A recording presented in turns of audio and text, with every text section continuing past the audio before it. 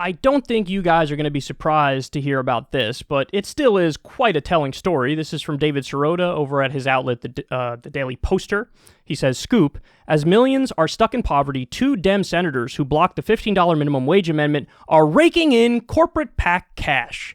Now they're headlining a closed-door conference with the corporate lobby group leading the fight to kill the minimum wage bill. Wow.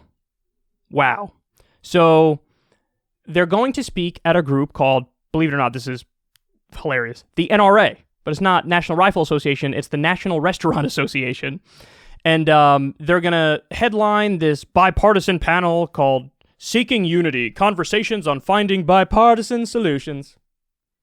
It, quote, is an off-the-record event closed to the press. The schedule says it will also feature former President George W. Bush, war criminal delight, and Fox News personality Dana Perino.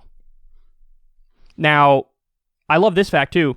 They were added to the event right after they blocked the $15 minimum wage.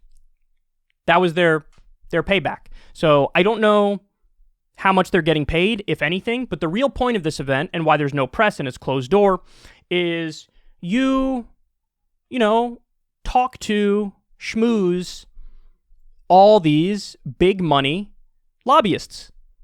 These lobbyists representing corporations and billionaires. And you make the connections and they say, hey, good job. They pat you on the back. You have a drink together. They give you more money for your re-election campaign. And it is the epitome. This is quintessential Washington corruption. And the most disgusting part is, who knows if they even view it that way? I honestly believe many of these people just think, this is how Washington works. This is how politics works. It is what it is. It's not corruption. It's nothing. It's just, it is what it is. This is the way it functions, and it can't change, and it will never change. And so they partake in it. And they rationalize it. They probably rationalize it where, even though they're just corrupt tools of big money and corporations, they really probably think they're some sort of high-minded geniuses who make compromise on bills and therefore get as much progress as possible. Remember, like Hillary said, I'm a progressive who likes to get things done. Something along those lines. So I think in their mind, they think, no, I mean, if it wasn't for me, Joe Manchin, and me, Kyrsten Sinema, you wouldn't have any minimum wage increase. And now, what's going on? I think it's Sinema and Romney are going to propose, or have proposed, a bipartisan $11 an hour minimum wage bill that has some sort of E-Verify attached to it to crack down on illegal immigrants.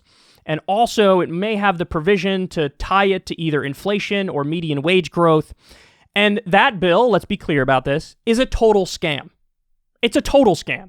It's not, a compromise, a middle ground that's going to be wonderful. No.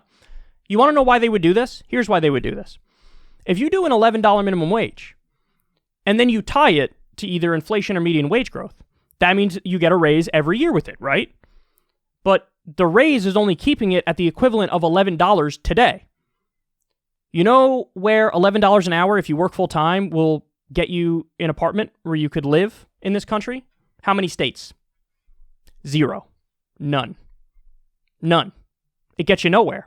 So, in other words, they're going to blow all their political capital, raising the minimum wage to still not a living wage, and then they're going to tie it to either inflation or median wage growth so that they never, ever revisit the issue ever again, and the minimum wage is permanently not a living wage. That's why this is the grossest trick you can ever imagine. Because it's a way to totally neutralize and take off the table the idea of ever raising the minimum wage again, and that means it is permanently a starvation wage. It is permanently not a living wage. It doesn't get any more gross than that. And why are they doing it? Again, they may have convinced themselves I'm some sort of genius compromiser and I get all the good things done. But in reality, in the real world, they're complete puppets of big business. They're complete puppets of billionaires and lobbyists. That's who they're representing.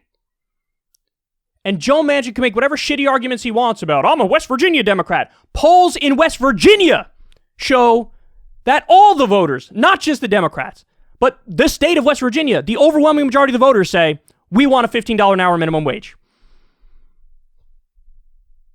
Arizona, same thing. Poll just came out after Kyrsten Sinema voted it down, did that. Tee-hee-hee, fuck poor people, tee-hee-hee. After she did that, they polled in Arizona, $15 minimum wage is incredibly popular. They're not representing the will of the voters. They view their job as listening to their bosses. Their bosses are their donors. It's the lobbyists. It's big business, corporations, billionaires. And here we are. This is the way politics works in the United States of America. And they're the worst example of it, the absolute worst example of it. And by the way, shame on Biden, because whatever they say they want, he's going to give in. He doesn't even think he has the ability to fight them, even though he does. But he's not going to fight them because he kind of agrees with them. He might be ever so slightly to their left, but he'll give them whatever they want. And then serious shame on the progressives because they never do the equal and opposite game that Sinema and Manchin do, which is, I'll tank the fucking bill if my priorities aren't in there. Try me. Oh, is it a must-pass bill? Well, then I guess you better sit me at the fucking table and cut a deal then, son. Here's what I'm not bending on. Here are my priorities. They never do that. They never do that because they're scared of the media hating them and they're scared of leadership retaliating against them. And so they go on Twitter and they virtue signal and they tweet and they never get anything done ever. And these are the ghouls that really run politics. These are the people really in control. It's either the Republicans who just, their whole existence is like, let me serve big business and also be culturally and socially backward.